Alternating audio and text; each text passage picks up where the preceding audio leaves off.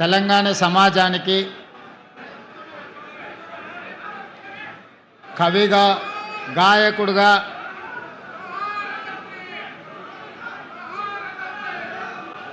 తెలంగాణ ఉద్యమకారుడుగా పరిచయం ఉన్న నాకు ఆత్మ బంధువైన అందశ్రీ గారి జయంతి కార్యక్రమంలో వారి స్మృతివన పనుల ప్రారంభోత్సవ కార్యక్రమాన్ని ఏర్పాటు చేసి మిత్రులు, మంత్రివర్గ సభ్యులు అట్లూరు లక్ష్మణ్ గారు, నాతో పాటు ఉప ముఖ్యమంత్రి వర్యులు బట్టి విక్రమార్క గారిని, రంగారెడ్డి జిల్లా ఇన్ఛార్జ్ మంత్రివర్గ సభ్యులు మిత్రులు శ్రీధర్ బాబు గారిని, హైదరాబాదు నగర ఇన్ఛార్జ్ మంత్రివర్గ సభ్యులు పొన్నం ప్రభాకర్ గారిని,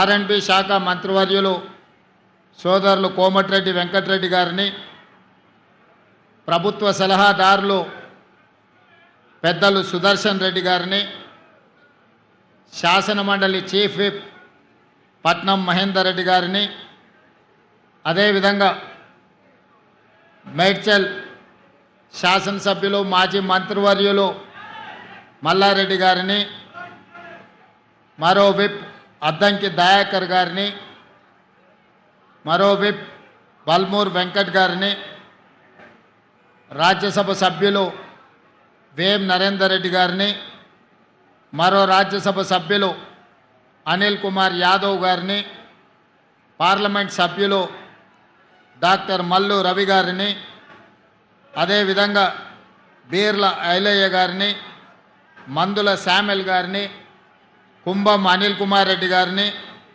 శాసనసభ్యులు మనోహర్ రెడ్డి గారిని, అదేవిధంగా మరో శాసనసభ్యులు కాళే యాదయ్య గారిని, మిత్రులు శాసనసభ్యులు డాక్టర్ కవ్వంపల్లి సత్యనారాయణ గారిని, మరో శాసనసభ్యులు లక్ష్మీ కాంతారావు గారిని, డాక్టర్ రాగమయ్య శాసనసభ్యులు గారిని, నాగరాజు ఎమ్మెల్యే గారిని, శ్రీ గణేష్ ఎమ్మెల్యే గారిని,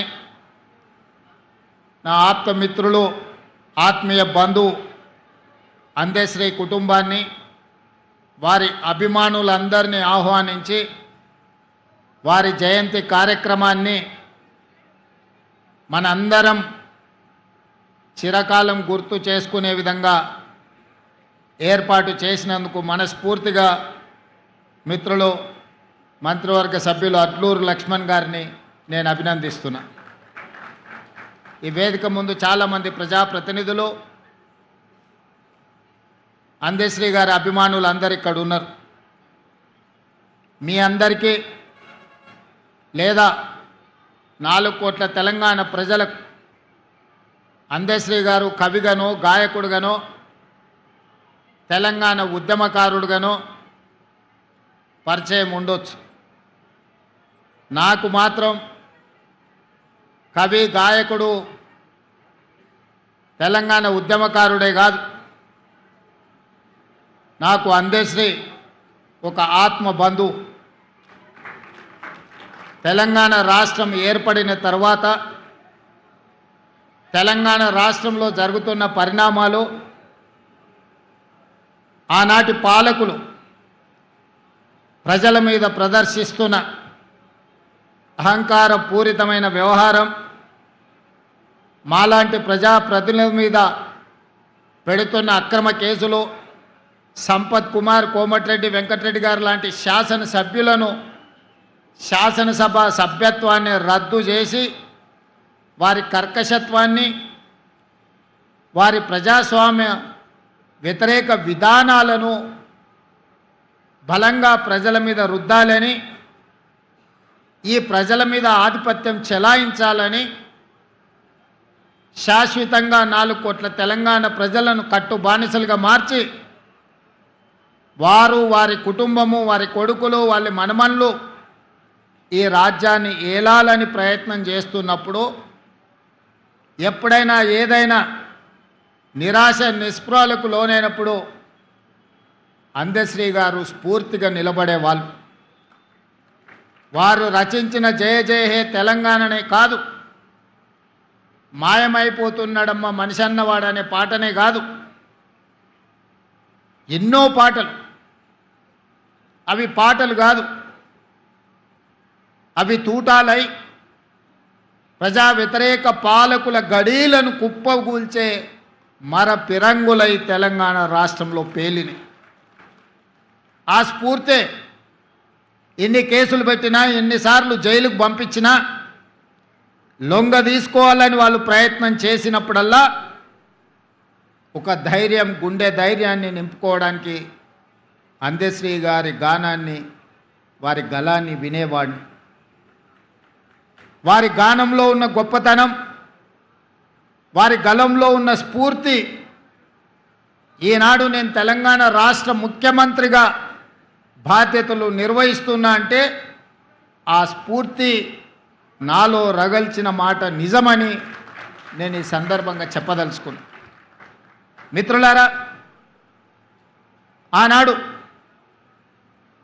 తాపీ మేస్త్రిగా ఉన్న అందశ్రీ గారు ఇటుకపై ఇటుక పేర్చి ఇల్లు కడితే ఎలా ఉంటుందో నైపుణ్యం ఉన్న తాపీ మేస్త్రి పదాలపై పదాలను పేర్చి జయ జయ హే తెలంగాణ అనే గానాన్ని తెలంగాణ ప్రజల గుండెల్లో వారు రగల్చిన ఉద్యమ స్ఫూర్తి తండాలలో, గూడాలలో, మార్మూల పల్లెల్లో దళితులు, గిరిజనులు, ఆదివాసులనే కాదు, తెలంగాణ గడ్డ మీద పుట్టిన ప్రతి బిడ్డను చైతన్యం చేసి కోట్లాది మందిని తెలంగాణ ఉద్యమ బాట నడిపించిన స్ఫూర్తి ప్రదాత అందశ్రీ అని నేను ఈరోజు చెప్పదలుచుకున్నాను. వారి స్ఫూర్తి ప్రజాప్రతినిధులు, పార్టీలు వైఫల్యం చెందినప్పుడు ఉస్మానియా, కాకతీయ యూనివర్సిటీల లక్షలాది మంది విద్యార్థులను ఉద్యమకారులుగా మార్చి వారి పాటనే ఈరోజు మన గుండెల్లో ఒక చైతన్యాన్ని నింపింది. అలాంటి అందశ్రీ వారు రచించిన జయ జయ హే తెలంగాణ రాష్ట్ర గీతంగా మారి ప్రతినిత్యం మన ఇళ్లల్లో, మన బడుల్లో, మన గుడుల్లో మోగుద్ది అని 4 కోట్ల తెలంగాణ ప్రజలు ఆనాడు భావించారు. కానీ కర్కశకులైన పాలకులు త్వర అహంకారంతో పరిపాలనను అందించే వాళ్ళు అందశ్రీ మాటను, పాటను, గళాన్ని నిర్బంధించాలి, నిర్మూలించాలి అని కుట్రపూరితంగా 10 సంవత్సరాలు ఆ పదాన్నే వినిపించనీయకుండా అందశ్రీ మీద కక్షతోని ప్రజలై పాడుకున్న జయ జయ హే తెలంగాణను కప్పిపుచ్చే ప్రయత్నం చేసిరు. ఒకనాడు ఒక కవి చెప్పిండు, పెన్నుల మీద మన్ను గప్పుతే అవి గన్నులై మొలకెత్తుతాయని. నిర్బంధించాలనుకున్న దొరలు ఆ నిర్బంధం నుంచి తెంచుకున్న సంకళ్ళు ఈనాడు తెలంగాణ రాష్ట్ర గీతంగా ప్రతి బడిలో, ప్రతి గుడిలో, ప్రతి ప్రభుత్వ కార్యాలయంలో ఈరోజు మనం మాట్లాడుకునే పరిస్థితి వచ్చిందంటే తాత్కాలికంగా వాళ్ళు అనుకొని ఉండొచ్చు, సంతోషపడి ఉండొచ్చు, లేకపోతే పైశాచిక ఆనందాన్ని పొంది ఉండొచ్చు. అన్నిటికీ మేమే కారణం, అన్నీ మాకే కావాలి అని కోరుకొని ఉండొచ్చు. కానీ పాటతో పెట్టుకున్నాడు అందశ్రీ గద్దరన్న లాంటి యుద్ధ నౌకలతో పెట్టుకున్నాడు కాల గర్భంలో కలిసిపోతాడని ఆనాడే చెప్పినాం. ఆత్మ గౌరవం కలిగిన అందశ్రీ ఏనాడు ఆ గడప దొక్కే ప్రయత్నం చెయ్యలే. ఏదో ఒక రకంగా రప్పించుకోవాలని అందశ్రీ గారి దగ్గరికి దూతలను పంపిస్తే కూడా వాని బతుకు జడ, వాని మొహం చూడనని చెప్పిన గొప్ప, కుటుంబాన్ని నడపడానికి కష్టమైన రోజుల్లో కూడా ఓ పూట తిని తినకపోయినా అర్ధాకలితో కుటుంబాన్ని నడిపించుకున్నాడు తప్ప దొరల గడీల ముందు నేను మొకరిల్లను అని నిటారుగా నిలబడి చెప్పిన బిడ్డ అందశ్రీ అని చెప్పి నేను ఈ సందర్భంగా గుర్తు చేస్తున్నా. నేను వాడింది 4 కోట్ల తెలంగాణ ప్రజల కోసంగా తప్ప ఈ గడీలలో ప్రజల్ని నిర్బంధించాలనుకునే వాళ్ళ కోసం నేను పాట రాయను, పాట పాడను. అలాంటి వాళ్లకు చరిత్ర ఖచ్చితంగా గుణపాఠం చెప్పుతుంది అని చెప్పి అందశ్రీ గారు ఎన్నోసార్లు నాతో మాట్లాడడం జరిగింది. ఆనాడు ఏ విధంగా ఎట్లయినా సరే 600 అటు సూర్యుడు ఇటు మొలిసినా సరే ఈసారి ఎన్నికల్లో గడీలను బద్దలు కొట్టాలి. ఆ గడీలను బద్దలు కొట్టాలంటే తెలంగాణ సమాజంలో ఉన్న యువకులు పిరంగులై పేలాలి అని ఆలోచనతోని నేను అందశ్రీ గారిని కలవాలనుకున్నా. అందరు రాజకీయ నాయకుల్లాగానే మాట మాట్లాడితే మాట తర్వాత మర్చిపోతారన్న అనుమానంతో అందశ్రీ గారు నన్ను బహిరంగంగా కలవడానికి కూడా ఒకసారి ఇష్టపడలే.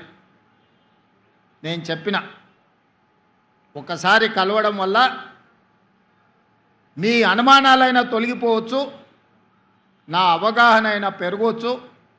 కలవడం ద్వారా తెలంగాణ సమాజానికి మేలే జరుగుతుంది తప్ప ఎవరికి అన్యాయం జరగదని నమ్మకం, విశ్వాసం, భరోసా అందశ్రీ గారికి కల్పిస్తే ఒక మిత్రుడి ఇంటిలో అందశ్రీ గారు కలిసిండ్రు. 10 నిమిషాలు ఉంటా, అంతకు మించి నేను ఉండను అని ఆనాడు అందశ్రీ గారు అన్నారు. 5 నిమిషాలకైనా మనం కలుద్దాం. ఈనాడు మనందరం ఏకలు కావాల్సిన అవసరం ఉన్నది. ఎంత పెద్ద సర్పానైనా చీమల దండు దండించగలుగుద్ది, మనందరం కూడా దండు కట్టాల్సిన అవసరం ఉందని ఆనాడు అందశ్రీ గారితో మాట్లాడిన సందర్భంగా నేను వారికి విజ్ఞప్తి చేసి, నా జీవితంలో జరిగిన అనేక సంఘటనలు ఆయన నిశితంగా నిశ్శబ్దంగా గమనిస్తూనే ఉన్నాడు. ఆ రోజు వారు నాతో అన్నాడు. తర్వాత నా కుటుంబాన్ని కలవనికి వచ్చినప్పుడు నా కుటుంబ సభ్యులతో తన ఆవేదనను వెలిబుచ్చిండు. బిడ్డ, నేను చూస్తూనే ఉన్నా నిశ్శబ్దంగా, రాడా ఎవడన్నా ఈ దుర్మార్గుణ్ణి నేల గూల్చడానికి అని ఆ రోజు నేను అనుకున్నా. ఈరోజు నా రేవంతుడు నాకు ఆ నమ్మకం కలిగించిన, అందుకే నీ ఇంటి గడప తొక్కినా అని నా ఇంటికి వచ్చినప్పుడు నా కుటుంబ సభ్యులతోని అందశ్రీ అన్న మాటలు, ఆ మాటతో అందశ్రీ కవి, గాయకుడు, తెలంగాణ ఉద్యమకారుడు నాకు ఆత్మ బంధువుగా మారిండు. నా కుటుంబంలో పెద్దన్నగా నేను అందశ్రీ గారిని ఆమోదించిన. మేము 7 మంది అన్నదమ్ముళ్ళం, నేను 4వ వాడిని. మా పెద్దన్ననే నాకు స్ఫూర్తి. ఈరోజు ఈ స్థాయికి రావాలని, ఒక స్థాయిలో ఉండాలని ఎన్నో కలలు మా అన్న నాడుగా అన్నాడు. నేను ఎదుగుతున్న క్రమంలో మా అన్నను కోల్పోయినా. ఆ తర్వాత నాకు కనిపించిన పెద్దన్న అందశ్రీ అని చెప్పి నేను ఈ సందర్భంగా చెప్పదలుచుకున్నా. అలాంటి అందశ్రీని, తెలంగాణ ప్రజలకు స్ఫూర్తినిచ్చిన అందశ్రీని ఆనాటి ప్రభుత్వం ఎంత నిర్లక్ష్యం చేసిందో మనం చూసినాం. గద్దరన్న గురించి నేను చెప్పాల్సిన అవసరమే లేదు. గద్దరన్న వెళ్తే ప్రజాభవన్ ఈనాడు, ఆనాడు దొరల గడీల గేటు ముందల ఎర్రటెండలో గంటల కొద్ది కూర్చోబెట్టినప్పుడు తెలంగాణ ప్రజల యొక్క గుండె తరుక్కుపోయింది. ఇంత దుర్మార్గం, ఇంత కర్కశత్వం, పరాయివాడి పాలనలో కూడా ఇంత అవమానం జరగలేదు. గద్దరన్నను ఎర్రటెండకు కూర్చోబెట్టిన వాడిని శాశ్వతంగా ఫామ్ హౌస్లో బంధించాలని ఆనాడే ప్రజలు నిర్ణయించారు. ఏ రోజైతే అందశ్రీ గలాన్ని నిర్బంధించాలనుకున్నాడో, ఏ రోజైతే గద్దరన్నను అవమానించిండో, ఆనాడే తెలంగాణ 4 కోట్ల ప్రజలు నిర్ణయించుకున్నారు, ఇక సమయం ఆసన్నమైంది, గడీలను బద్దలు కొట్టాల్సిందే అని నిర్ణయించుకొని లక్షలాది మంది రోడ్ల మీదకి వచ్చి ఈనాడు ఆ దొరల గడీలను బద్దలు కొట్టి ప్రజాపాలనను తీసుకొచ్చి ఇక్కడ కూర్చోబెట్టారు.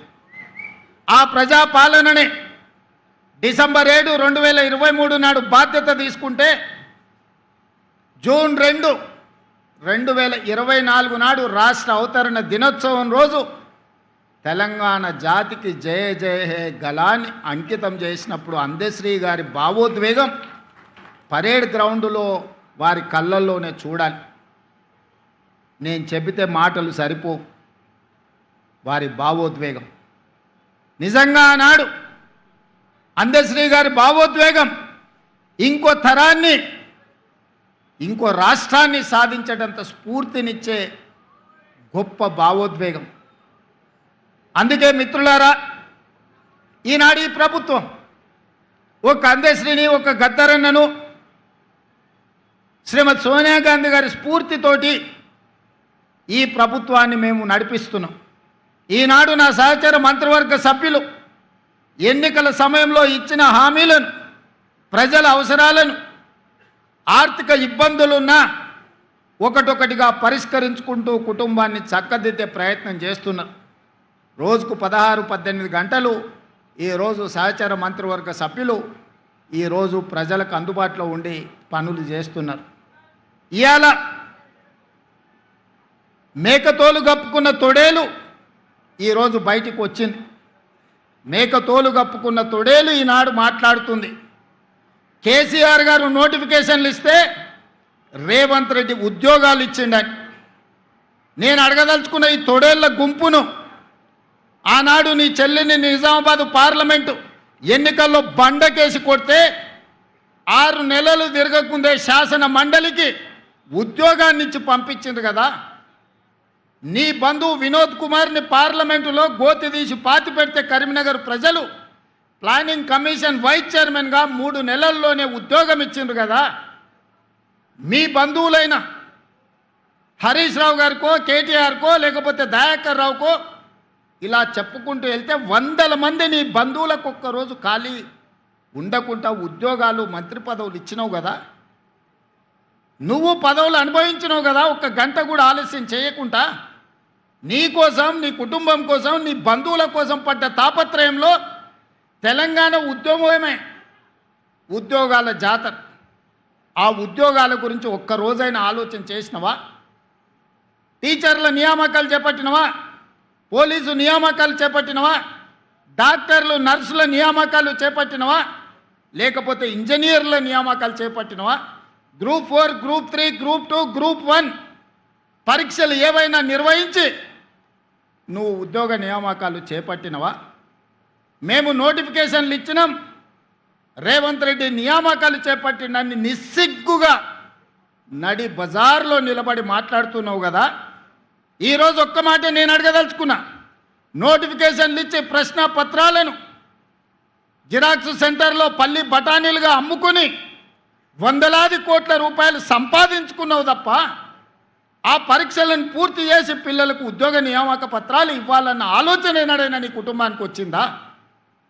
నీకో, నీ చెల్లికో, నీ చుట్టానికో ప్రజలు బండకేసి కొడితే ఎంబడే మళ్ళీ ఉద్యోగ నియామక పత్రాలు అందజేసి మీ కుటుంబం కళ్ళల్లో ఆనందం చూసినారు, మీ ఇంట్లో పండుగలు జరుపుకున్నారు. కానీ తల్లిదండ్రులు ఉపాధి హామీ కూలీ పనిచేసి రూపాయి కూడబెట్టి ఉస్మానియా, కాకతీయ యూనివర్సిటీలలో పీజీలు, పిహెచ్డీలు చదివించి పోటీ పరీక్షలకు అశోక్ నగర్, దిల్సుఖ్ నగర్ చౌరస్తాలో, అమీర్పేట చౌరస్తాలో 10 ఏళ్ళు కోచింగ్ సెంటర్ల చుట్టూ తిరిగితే పరీక్షలు నిర్వహించి వాళ్లకు ఉద్యోగాలు ఇవ్వాలన్న ఆలోచన ఏనాడైనా మీకు వచ్చిందా? వాళ్ళ పట్ల ఎప్పుడైనా మానవీయ కోణంలో మీరు ఆలోచన చేసిరుగా? మీరు ఎప్పుడైనా వాళ్ళ పట్ల మనుషులుగా ప్రవర్తించినరా అని నేను ఈరోజు అడుగుతున్నా. 2011 ఉమ్మడి రాష్ట్రంలో గ్రూప్ 1 పరీక్షలు నిర్వహిస్తే 2026లో నేను వచ్చి, మా మిత్రుడు బట్టి విక్రమార్క గారు వచ్చి 2024లో నోటిఫికేషన్ ఇచ్చి వాళ్ళ నియామకాలు చేపట్టే వరకు 16 సంవత్సరాలు ఆ పిల్లలు గ్రూప్ 1 ఉద్యోగాలు రాకపోతే ఏమైపోతారని నేను ఈరోజు అడగదలుచుకున్నా. 2011లో 21 సంవత్సరాలు నిండి పట్టభద్రుడైన యువకుడు గ్రూప్ 1 ఉద్యోగం వచ్చి తెలంగాణ పునర్నిర్మాణంలో భాగస్వామి కావాలని తల్లిదండ్రులకు ఇంటికాడ కాళ్ళకు దండం పెట్టి పట్నం బయలుదేరిన ఆ పిల్లలు 15 సంవత్సరాలు కోచింగ్ సెంటర్ల చుట్టూ తిరిగి వందలాది మంది చచ్చిపోయి, ఖమ్మం దగ్గర ఒక యువకుడు వేగంగా వస్తున్న రైలుకు ఎదురెళ్ళి రైలును గుద్దుకొని ప్రాణాలు వదిలిన మాట నిజం కాదా? ఉస్మానియా యూనివర్సిటీలో మురళీ ముదిరాజ్ అని మెదక్ జిల్లాకు సంబంధించిన యువకుడు ఉరేసుకొని చనిపోయిన మాట నిజం కాదా?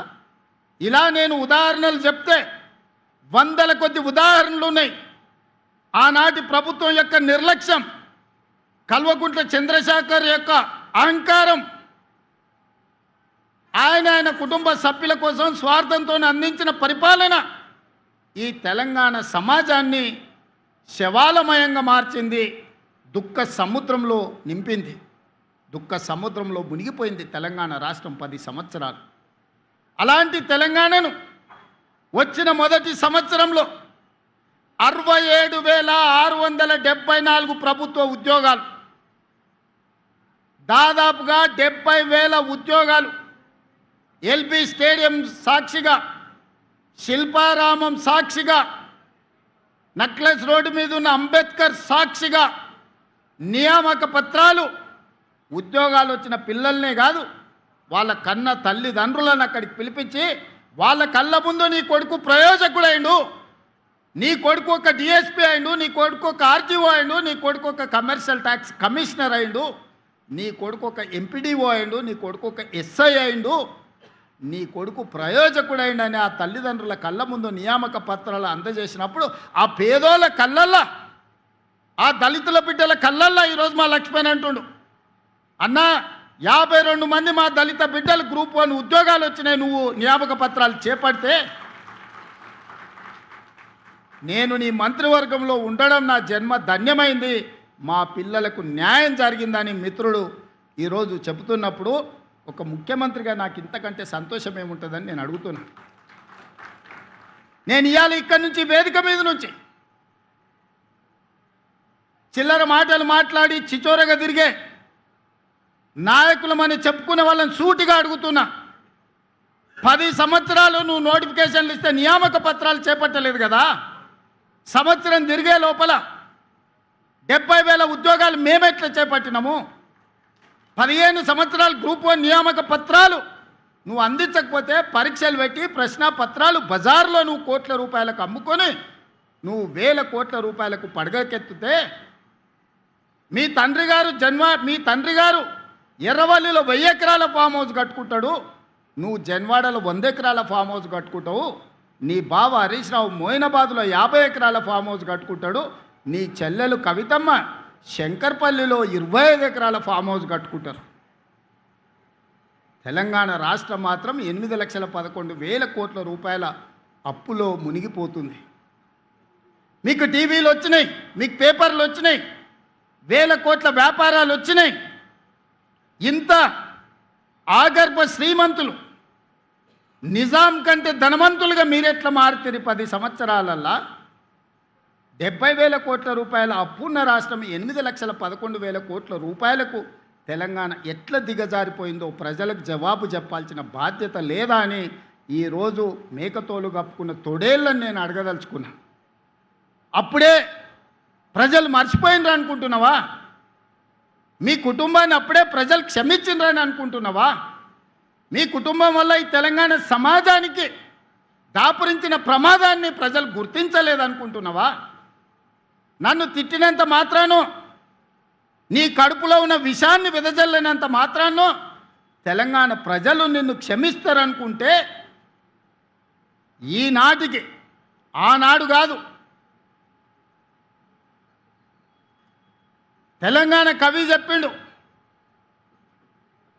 నిజాముల పైజామాలు ఊడగొడతాం, దిగంతాలకు తరిమి కొడతామని. ఇవాళ నేను చెప్తున్నా, ఆనాడు ఆ కవి స్ఫూర్తిగా నిజాముల పైజామాలు ఊడగొట్టి దిగంతాలకు ఆనాడు తరిమిను. సాయుధ రైతాంగ పోరాటం, బండెనక బండి కట్టి ఏ బండ్లో పోతావు కొడుకో, చుట్టుముట్టు సూర్యాపేట నట్ట నడమ నల్లగొండ కడతాం నీ గోరి అని బండి యాదగిరి స్ఫూర్తి ఈరోజు కూడా మా దగ్గర ఉన్నది. ఇవాళ నేను చెప్తున్నా, గజ్వెల్లనే నిన్ను సమాధి చేసే బాధ్యత మాది, మా యువకులది. తెలంగాణ సమాజం మీకు అన్ని అవకాశాలు ఇచ్చింది, ఆస్తులు ఇచ్చింది, అంతస్తులు ఇచ్చింది, ఆగర్భ శ్రీమంతులను చేసింది. ఏమి తక్కువ చేసింది తెలంగాణ? ఏమి తక్కువ ఇచ్చింది మీకు ఈ తెలంగాణ? మరి తిరిగి తెలంగాణ 4 కోట్ల ప్రజలకు మీరు మీ కుటుంబంలో 4 ఏమిచ్చిందని ఈరోజు తెలంగాణ సమాజం మిమ్మల్ని అడుగుతుంది. ఏం అన్యాయం చేసింది మీకు? చెప్పులు లేకుంటే తిరిగేటోళ్లకు, గంజి గతి లేని వాళ్ళకి ఇలా బెంచ్ కార్లోకి వచ్చినాయి కదా. అమెరికాలో బాత్రూంలు కడుక్కునేటోడు ఈరోజు తెలంగాణ రాష్ట్రానికి మంత్రి అయింది కదా. దుబాయ్ పాస్పోర్ట్ బోకరు తెలంగాణ రాష్ట్రానికి ముఖ్యమంత్రి అయింది కదా. ఏం తక్కువ చేసిందని నేను అడుగుతున్నా ఈ తెలంగాణ మీకు. ఎన్నడైనా ఏ దుబాయ్కి పంపించే పాస్పోర్ట్ బ్రోకర్ కేంద్ర మంత్రిగా తెలంగాణ రాష్ట్రానికి ముఖ్యమంత్రి అవుతాడని కలలు కన్నాడా? అలాంటి దుబాయ్ పాస్పోర్ట్ బ్రోకర్ని ఇవాళ తెలంగాణ రాష్ట్రానికి ముఖ్యమంత్రిగా తెలంగాణ ప్రజలు చేశారు. అమెరికాలో బాత్రూంలు కడుక్కునే నిన్ను ఐటీ ఇండస్ట్రీస్ మినిస్టర్గా 10 సంవత్సరాలు ఈ ప్రజలు భరించారు. రబ్బర్ చెప్పులు లేని కోమటిరెడ్డి వాళ్ళ ఇంటి ముందల 1000 రూపాయల కోసం గంటల కొద్దీ నిలబడ్డ నిన్ను, నీ కుటుంబాన్ని ఈరోజు మంత్రిగా చేసిండ్రు.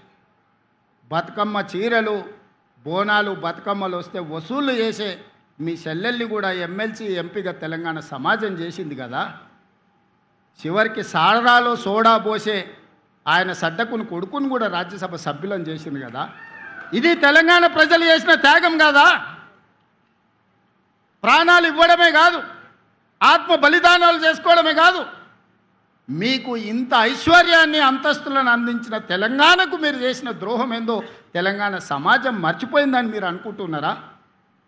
ఇవాళ అందుకే నేనున్నంత వరకు, ప్రజలతో మమేకమైనంత కాలం నిన్ను, నీ కుటుంబాన్ని తులసి వనం లాంటి తెలంగాణ సమాజంలో గంజాయి మొక్కను మొలకెత్తనిచ్చే సమస్యనే లేదు.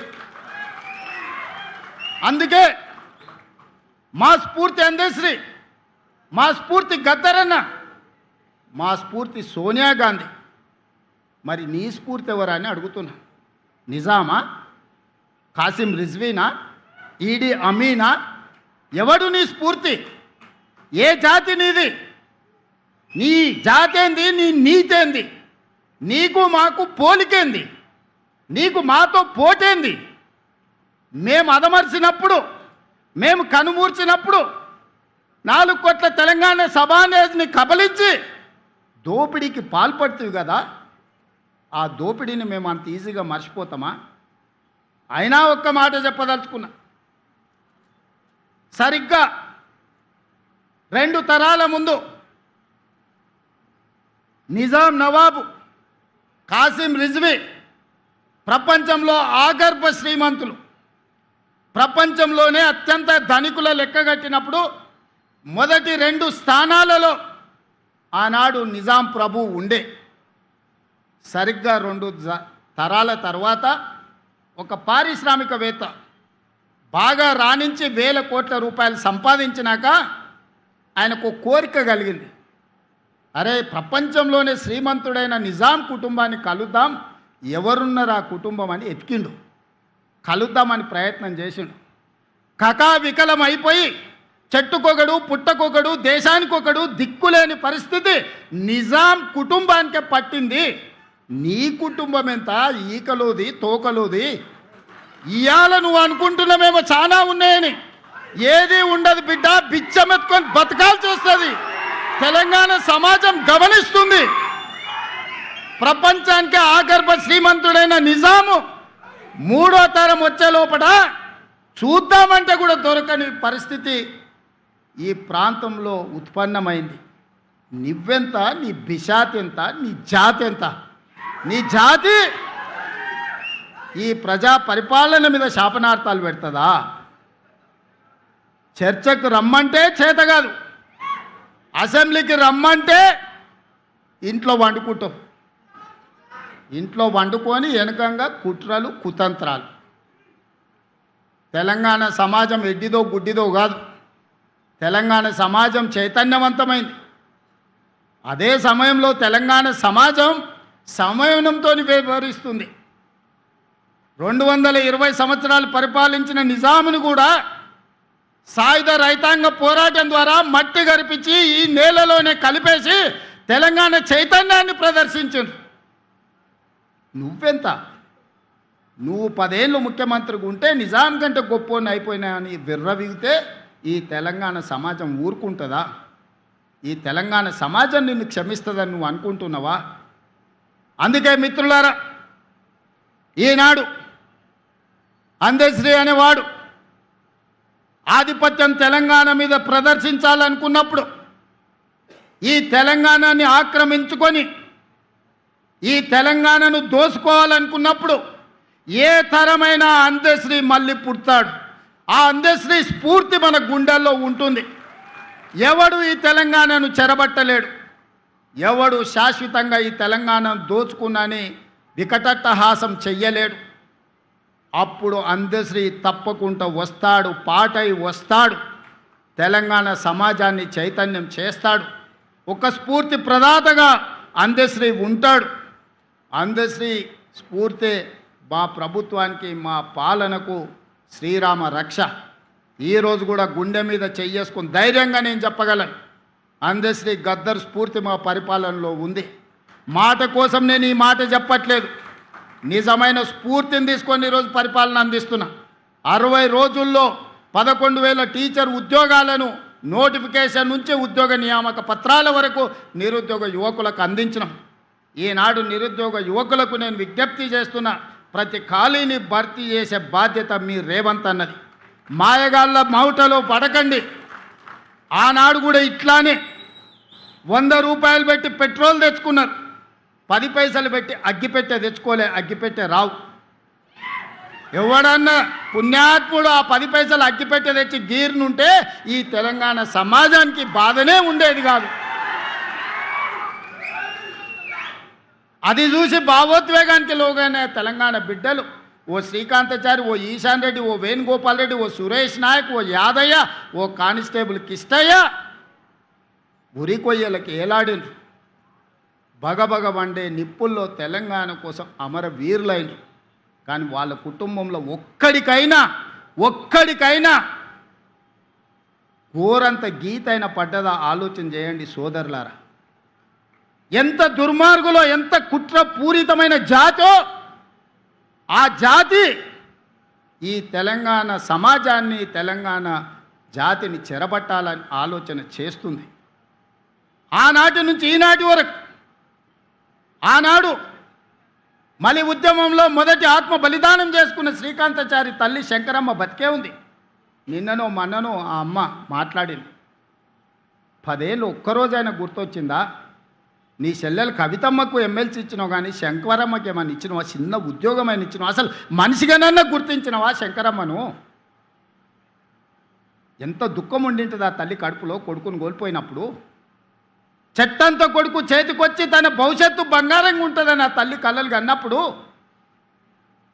కాలిన నిప్పులాగా, బగబగ మండుతున్న నిప్పులాగా శవమై ఇంటికి వస్తే ఆ తల్లి దుఃఖం ఒక్కరోజైనా నీకు అర్థమైందా?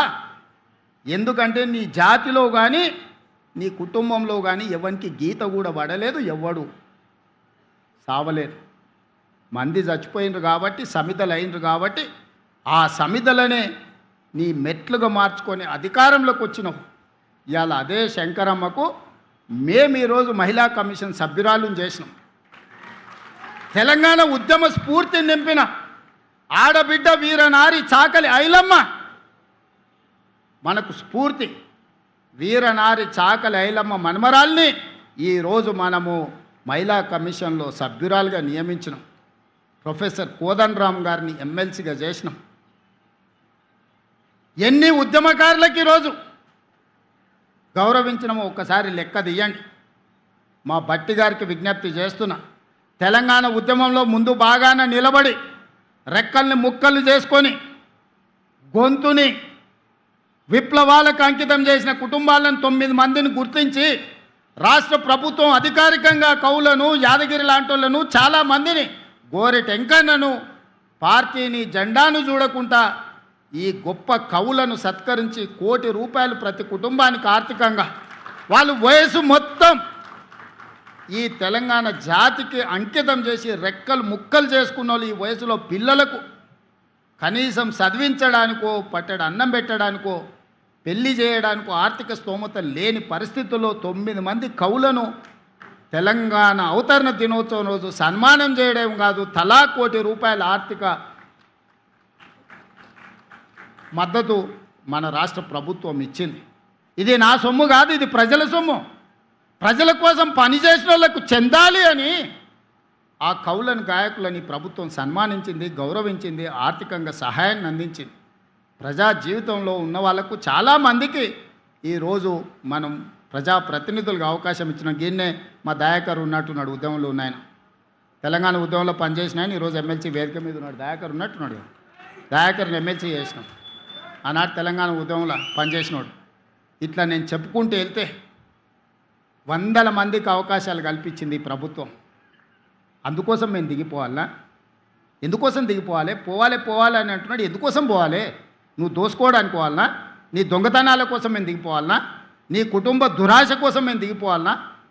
ఆడపిల్లలకు ఉచితంగా బస్సు ప్రయాణం ఇచ్చినందుకు మేము దిగిపోవాలనా? ప్రతి ఇంట్లో రేషన్ కార్డు ఇచ్చినందుకు దిగిపోవాలనా? ప్రతి పేదవాడికి 3,28,00,000 మందికి సన్న బియ్యం 6 కిలోల లెక్కన ఈరోజు బుక్కడి బువ్వ పెడుతున్నందుకు మేము దిగిపోవాలనా? 200 యూనిట్లు 50 లక్షల కుటుంబాలకు ఉచితంగా ఇచ్చినందుకు దిగిపోవాలనా? 7 లక్షల మందికి ఇందిరమ్మ ఇండ్లు ఇచ్చినందుకు మేము దిగిపోవాలనా? 500 రూపాయలకే సిలిండర్ ఇచ్చినందుకు మేము దిగిపోవాలనా? 70,000 ప్రభుత్వ ఉద్యోగ ఖాళీలను భర్తీ చేసినందుకు మేము దిగిపోవాలనా? రైతుల కోసం రైతు భరోసాతో పాటు 21,000 కోట్ల రూపాయల రైతు రుణమాఫీ చేసినందుకు మేము దిగిపోవాలనా? దేనికోసం దిగిపోవాలా?